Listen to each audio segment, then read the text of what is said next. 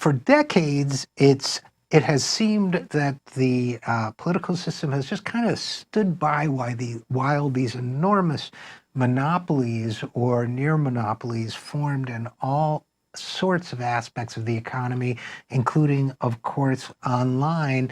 And there's a sign that that may be changing, at least beginning to change. And our next guest has just testified to Congress about Amazon, but I want to talk to her about that, but also about why it is that we're having hearings about that now, and perhaps some other aspects of the monopoly problem as well. She's been on the program before. Stacy Mitchell is co-director of the Institute for Local Self-Reliance, and she directs its initiatives to decentralize economic power and to level the playing field for independent businesses. She's a leading thinker in this area. I always appreciate what she writes and what she has to say. So with that said, first of all, Stacy Mitchell, thanks for coming back on the program. It's great to be here. Thank you. Oh, absolutely great to have you. Now, let's start with this. So Congress is holding hearings. You, as I understand it, testified. I've seen your written testimony. Tell us, before we even get into the details of the hearing, just briefly what it was about, but why it was significant that it happened. Yeah, so the House Judiciary Committee has undertaken a months-long investigation into the market power of dominant digital platforms, so Google, Facebook, Amazon, and Apple primarily. And Congress, has been really absent on the issue of concentration, of concentrated economic power and monopoly for decades now. Congress used to undertake these kind of investigations into different sectors of the economy regularly, and they would often produce these, great volumes of information and findings that would then lead to stronger antitrust laws and stepped up enforcement.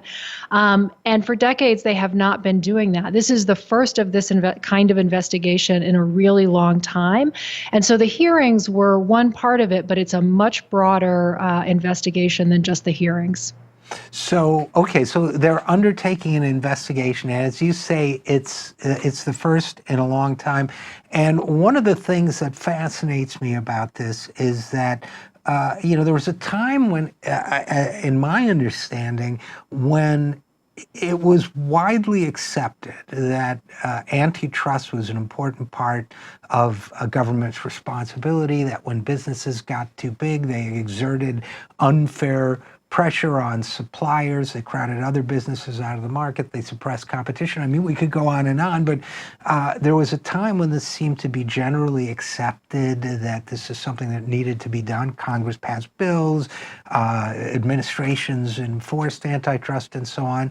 And then it almost seems as if antitrust efforts and pro-competitive efforts on the part of government almost like they went out of fashion or something. I guess we could tie it in part to the Reagan Revolution or whatever, but it seems that it actually kept sinking over decades, that somehow maybe even the W. Bush administration was at least made an effort against first Clinton and then Bush against Microsoft and so on, but it seemed like there was just fading interest over the years and that something has turned that around. So first of all, do you think my analysis is right or wrong? And secondly, would you happen to have a theory, if it is at all right, about why that might have changed?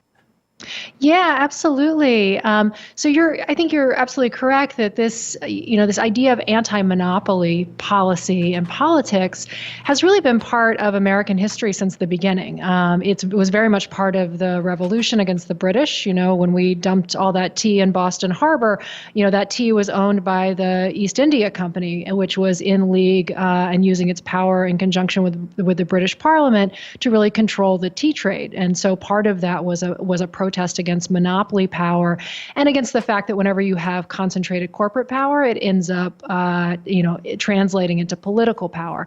So Americans way back, understood this as really a critical part of democracy, of liberty, and also of equality. And at various points in our history, it's ebbed and flowed. We've had to stand up and sort of reinvigorate those impulses at different times. The last time was sort of the last kind of great Gilded Age, beginning around the turn of the last century.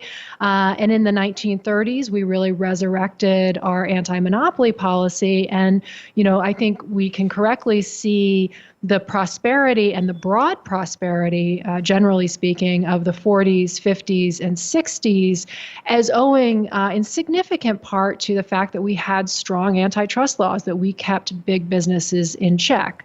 Of course, women and people of color were still marginalized in a lot of ways in that economy, but setting that aside for a moment, that was a period in which there was more broad opportunity, and in part as a result of our antitrust laws. And then, that we had this just dramatic change. Essentially, it was an ideological revolution that began in the 1970s with a certain school of thinking, often known as the Chicago School, that said, the only thing that really matters, all of these values about democracy, about decentralizing power, about making sure everyone has equal opportunity, none of that really matters. The only thing that matters is that we have the most efficient economy, and big business is efficient, and therefore they basically just turned antitrust laws on their heads. So the laws are all still on the books as they always were, but the interpretation of the laws has changed radically, such that they're almost have been used in a way that is inverse to their purpose. That ideological revolution began in the 70s. It was codified through the antitrust enforcement agencies under Reagan. And then when Bill Clinton came in, he really doubled down on that and took it even further. And really every administration we've had, Democratic and Republican since then, has endorsed that ideology. At this moment, there are some real cracks in the foundation, and a lot of people are beginning to question that way of thinking. That to me, the fact that there are cracks in the foundation of it is, of course, very encouraging. And I guess we could speculate all day on why that might be. But I would think, first of all, that increasing awareness of extreme inequality in our economy and the role that this might play might have something to do with it. But I also wonder to what extent, and this may get to your testimony a bit, to what extent the fact that people are aware of a few dominant companies controlling the internet, and even though, to be honest, at least speaking for myself, we all use them. I mean, I use Google as my search engine. I do use Amazon sometimes. There is awareness even among their customers that this is probably not healthy. Maybe that's creating a political opening, or am I just speculating too much? No, I think that's absolutely right. I mean, I think part of what's driving this is that there are these big, structural problems in the economy that have been hard to explain. Like, for example, why are wages not growing at all, even though we have really low unemployment? Well, if you start to look at that, as some economists have begun to look at it, the answer is that there's not any competition for labor. Most people are within a region where whatever their job is, nurse, farm equipment repair person, there really aren't many employers competing to have them as employees, and that is a help to suppress wages.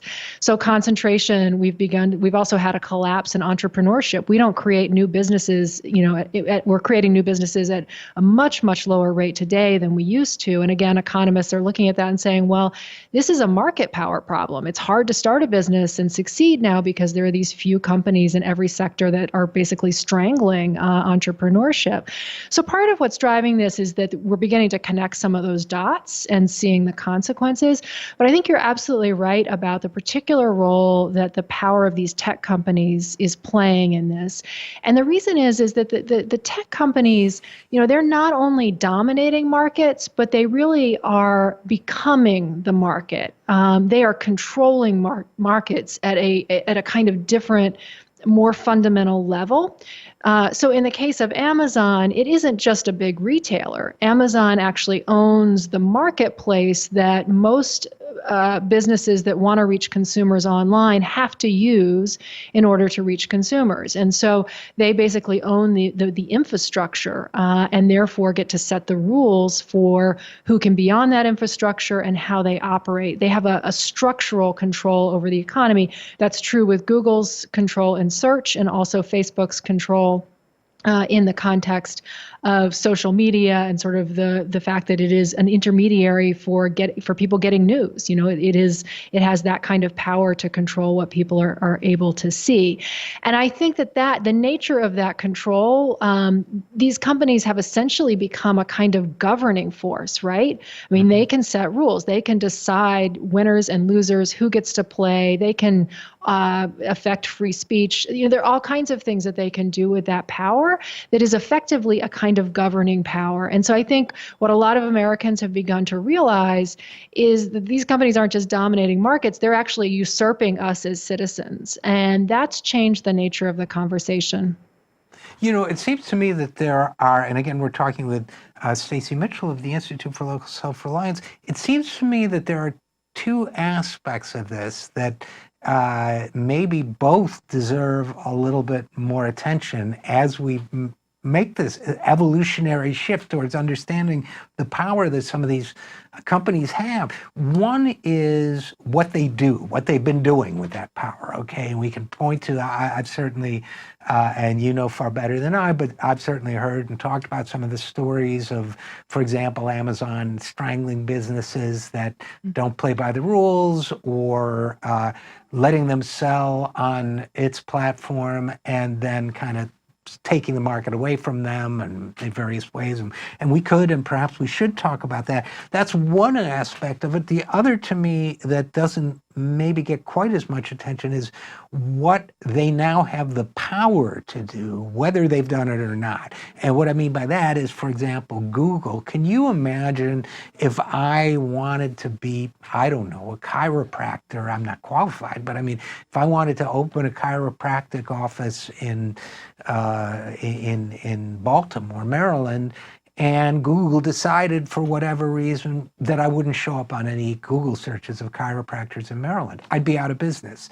So they haven't done that, to my knowledge. They have manipulated search results in certain ways, but I don't think people think in terms of that's really a level of power that no totalitarian government in history could have dreamed of. And and when we talk about that second category of power that I just described, the potential, or for example, the ability to share extraordinary examples of personal information about you to people who want to manipulate you, which has apparently somewhat happened, but could happen much more drastically. Am I being overly paranoid, or is this a legitimate thing that people should worry about?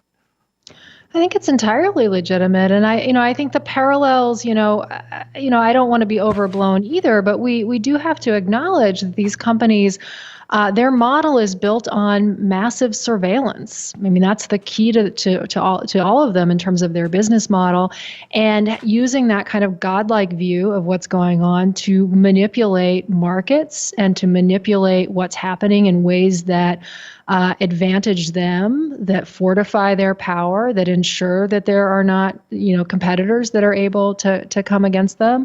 And of course, they're using that position to also be incredibly influential politically. So, I think that those sorts of parallels with fascism or totalitarianism, again, I don't want to be overblown, but we have to be mindful of the fact that is, in some ways, the nature of the kind of power that they wield, at least within these spheres. Google does, in fact, give more prominent placement to its own sort of search box results as opposed to competitors like Yelp that I think you could, and I think academics have argued, in fact, produce results that are more closely matched to consumers' needs and searches. But Google will privilege its own sort of product within that space. So that's an example of how it uses that power. Amazon, more than half of all shoppers now start their search on Amazon, which means that Amazon essentially controls whether or not buyers and sellers can meet online. That if you're a company that makes or sells any consumer good, you now have to ride on a platform that is controlled by your most ferocious competitor if you want to have a chance in the market. I had an executive at a pretty sizable performance footwear brand say to me, they can kill a business and no one would ever know, and they don't have anyone to answer to. I mean, they have that kind of power. And increasingly, the surveillance aspect of their business models, in the case of Amazon, is, extending not just to surveilling their competitors and then using that information to augment their own business, but also, of course, surveilling all of us in our homes and through the growth of Alexa and the Internet of Things, Internet connected devices.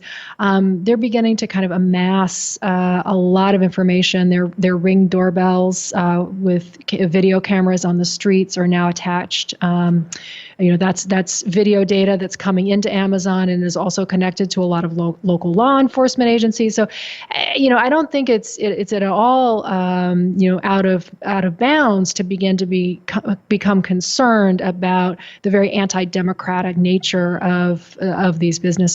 And again, we're talking with Stacy Mitchell, co-director of the Institute for Local Self-Reliance. And there's another dimension of this concern that maybe we can then talk a little bit about what people are doing and what Congress might do and so on. But there's another, and if you don't mind, Stacy, just quick anecdote. So I started watching, I got fixated on crime dramas on Netflix from different parts of the world, Turkish police procedurals or Abu Dhabi courtroom dramas or whatever, and I'm telling the story for a reason. And then all of a sudden I noticed that when I went into Netflix, which it's great that you can find that stuff if you have the hankering to do it when you can't sleep or whatever. But then I found that Netflix was saying now trending on Netflix, and there would be some, Iranian crime drama or something. It's like, I'm pretty sure that's not trending on Netflix. I'm pretty sure they're telling me it's trending on Netflix to persuade me to do it. And I guess what I'm getting at is that it seems to me that along with the power of monopoly or near monopoly, there seems to be, and it also seems to be part of the culture of internet businesses, that it's okay to lie to people, that it's okay for Amazon or whomever to manipulate prices for things based on payment history, or it's okay to tell somebody that something is trending when it's not, if they think that will make them watch it. Is there sort of that used to be considered bad business behavior, unless I'm totally out of my mind. And is that something that goes along with, if you agree with my assessment, is that something that goes along with the culture of monopoly and near monopoly? I think that's right. And it speaks to the kind of black box nature, the invisibility of what's really going on beneath the hood with these platforms and how much everybody else is in the dark, about the kind of information that they're collecting on all of us, how exactly they're using that information, how it affects our experience when we're on their platforms, and so on. I don't think, we really have a clear idea of that. And certainly we do not have a government agency that is paying attention to that is overseeing that in any way. So that leaves us incredibly vulnerable. Amazon makes millions of price changes a day. We don't know what governs how their algorithm works and what kind of search returns come up. We don't know if, they know that, people who are shopping late on a Friday night are not as price conscious as other times, and they're kind of jacking up the price. I mean, they certainly are positioning themselves to be able to offer all of us different prices. And to the extent that they begin to default into being the primary pipeline for goods and services, we less and less have any sort of outside reference for what they're doing. In traditional markets, or I should say real markets, and you can think about your farmer's market just as a really basic example, information is pretty much equally available to anybody. You can show up at the farmer's market and see what people are offering for prices and who's lining up to get, particularly juicy looking tomatoes, and, the fact that this farmer is selling some kind of odd, version of cauliflower that you've never seen. I mean, all of that information, pretty much anyone can go and collect, and, it's pretty equitably available. And of course, a farmer's market is also governed by public rules, who can participate and on what day of the week and where is it located and everything else. Amazon, our online market is increasingly governed by Amazon. And they're the only ones who have any access to this information. The rest of us, both the businesses that operate on the platform and consumers, are completely in the dark as to how they're using that information or how they're directing our attention, and why they're delivering certain results in the search. And what that means is that it's essentially not a market, as in it's not an open public place where people can trade on equitable terms. It is a private arena governed by a kind of a king that sets the rules for everybody else. And that is the reason that it's just fundamentally undemocratic and fundamentally threatens our liberties. Well, and you make a great point, Stacy Mitchell, because I think, some people might listen to this and think, well, liberal media, liberal hosts, or whatever. But actually, there was a time when conservative ideology really believed in markets, and that, from my economics courses, that meant full exchange of availability of information for a market to function for a free market to function as a free market. If you think of yourself, and I don't mean you personally, but if one thinks of oneself as a free market person, including a conservative, then the information can't be one-sided, or as you say, it's not a market. So I'm hoping that maybe this increasing awareness of the issue is not just on one side of the aisle, but is something that eventually, if not now, both sides of the aisle, or at least the ideological aisle, can participate in. I hope that's true. And we certainly see signs of that now. I mean, there are Republicans who are speaking out to some degree on these issues as well. And we know, of course, on the Democratic side that we've got folks who still don't get it, who are supportive of corporate power. So it is a mixed issue. And I do hope that we do see signs that there is, sort of a broad, certainly when you talk about citizens, you talk about people in the country, there's a broad constituency for this. I mean, you can have this conversation anywhere and people get it. People understand that the economy is rigged. They understand that there are a few big players that set the rules and that the rules favor those big players. I mean, everyone on some level basically gets that, sort of regardless of how they identify politically. And I think you're right about markets. Markets, I'm a big believer in markets. I think they deliver incredible benefits. And there's a lot to be said for kind of the creativity of markets and of entrepreneurialism that I think I really like. And I really like that's, I think that's a big part of our strength as a country. It's part of sort of our freedom, if you will. But what we have to understand is that markets are always structured by rules. There are always parameters that are set for how markets operate. And the question is, are those rules going to be set by a handful of corporations, or are they going to be set by a democratic process? And that's really where the fault line is. Yeah, I totally agree with you. And by the way, I don't want to hear anyone else in politics tell me they're pro-business if what they mean is pro-corporate, because they're not the same thing. And I think that's part of your point. So what are that's a good way to translate to what are some of the policy solutions or democratically driven solutions that you think we might propose and demand that our elected officials enact? Yeah, it's a great question. So we have laws in place that are quite robust and are probably robust enough to actually deal with these problems. Like we have laws that allow us to break up companies that have become too powerful. So in the case of Amazon, we really feel that if you're going to operate the infrastructure, you can't also compete on that infrastructure. And so Amazon as a retailer, as a manufacturer of goods, has to be a separate company from Amazon that runs the platform. And that the platform operator has to be something like a common carrier, something as we've done with other networked industries like railroads, telephones, where we've said, okay, you own the infrastructure, you have a public interest obligation. You have to let all comers, you have non-discriminatory terms, basically, in how you operate. That's the solution, I think, to the kind of market power that Amazon has. There are different ways that we can get to that solution. We could get there through the antitrust enforcement agencies at the federal level or through states' attorneys general bringing an antitrust case. Now, because the courts have generally gone along with this ideological revolution that we talked about earlier that began to happen in the 1970s, the courts in general are reluctant to hear that argument. I still think that there's some good reasons to bring those cases. The way you change courts is you bring cases and you make new arguments and you begin to convince judges and you bring in new judges and so on.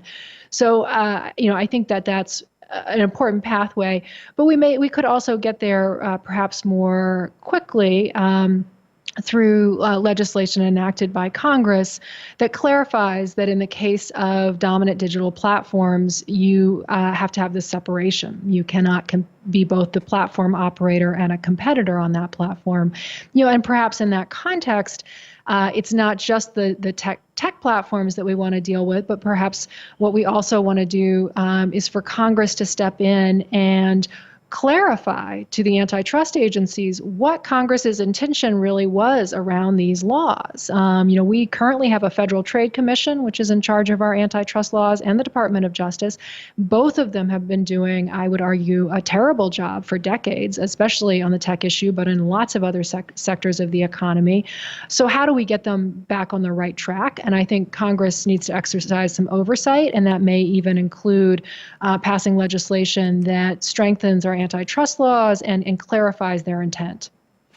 Well, I think all of those sound like sound answers, and I also wonder, in addition to Congress, what would happen if, for example, I guess California would be if one state, like California being the largest, were to enact different rules regarding some of these corporations, whether that might have national implications as well and force them to change the way they do business on a national level too.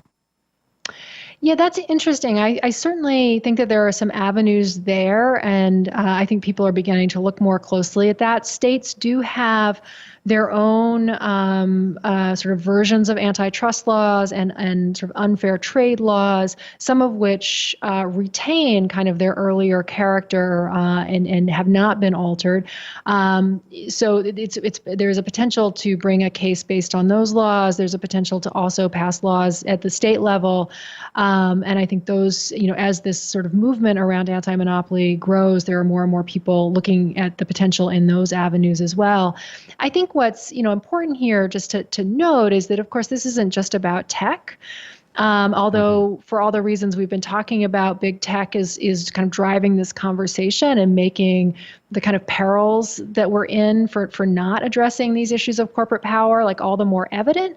But one of the great benefits of reinvigorating our antitrust laws and enforcement and sort of bringing back this spirit of anti-monopoly is that we have so many sectors of the economy, from agricultural processing, what we do to farmers and food producers, how much they're being squeezed, even as consumers are paying more for food. We've got Walmart's dominance in the retail sector, which is really hurting a lot of communities who really have only one grocer at this point. Walmart's incredibly powerful in our food system. A lot of our healthcare industry, the reason our healthcare is so expensive in large part is because we have these huge hospital monopolies.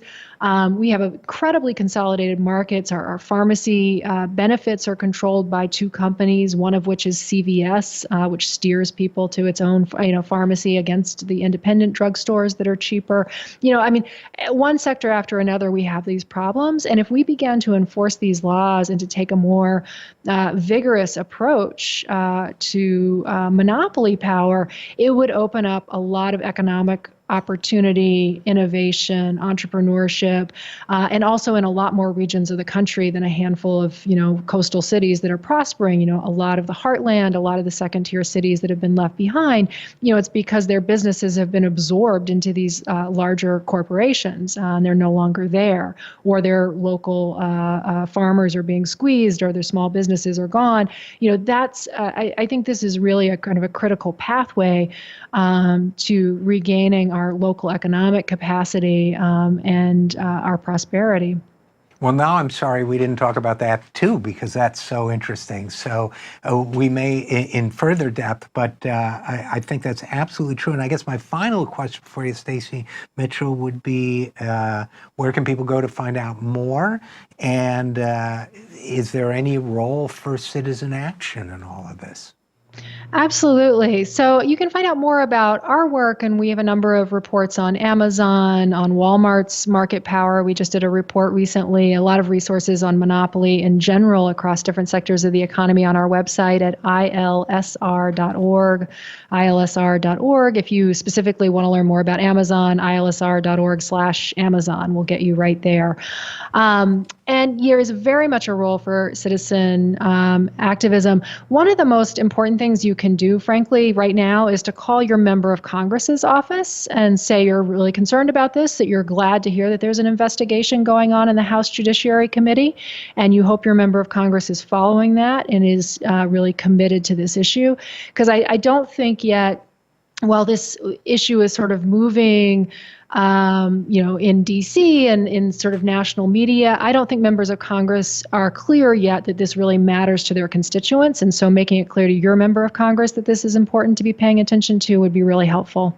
So whether they're Democratic, Republican, just let them know you care about this so they'll focus on it. Absolutely. All right. Well, I do know from my work here in D.C. that they listen to those calls, that they take those calls really seriously, that those calls make a difference. So I think that's a great idea. And Stacy Mitchell, co-director of the Institute for Local Self-Reliance, thanks for all your great work in this area, and thanks for coming on the program. Thank you. It's been great to be with you. Same here.